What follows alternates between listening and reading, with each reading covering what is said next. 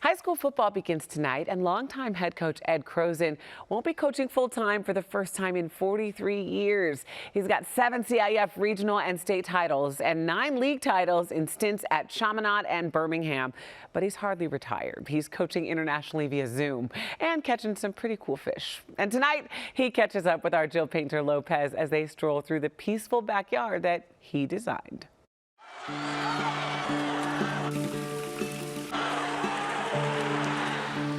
Ed Croson is going through some serious change. So when I got an outdoor workbench and indoor workbench. From the roar of the crowd to the gentle sounds of his own backyard.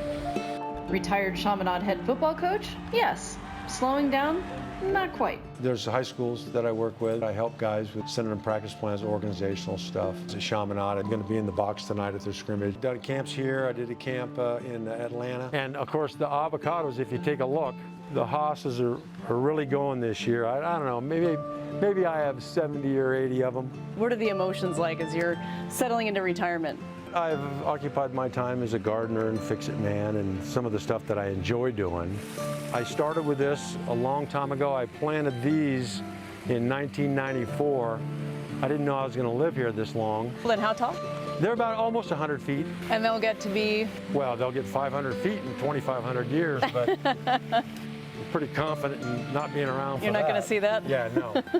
I don't miss the grind. These younger guys, they can have, 100 and 120-hour weeks. I've done my share.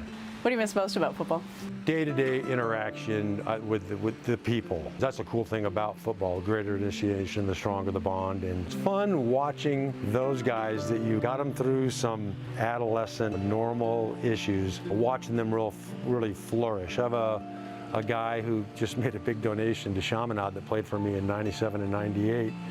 He has 2,300 employees. I had a guy that got back from Fallujah and they got pinned down behind their Humvee, and he said he thought he was going to die, and the whole time he was listening to my voice in his head and said, "Get up, go to work, you're fine." And what does it do for you just to be able to work in your backyard? It's nice to see it when it all comes together and it all grows, you know what I mean? So there's that foundational level, like winter ball. Things start to grow, you start to move them, you start to clean them up, and then the season. And so this would be post-season. And the squirrels eat avocados. I have to have a thing so they can't come up from the bottom. I have a net when it gets closer to the harvest time. So you're playing defense?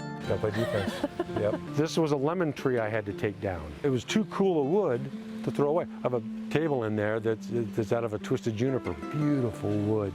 This was one gallon Boston Ivy. It was $4.97. Do you remember 30 the price? years ago.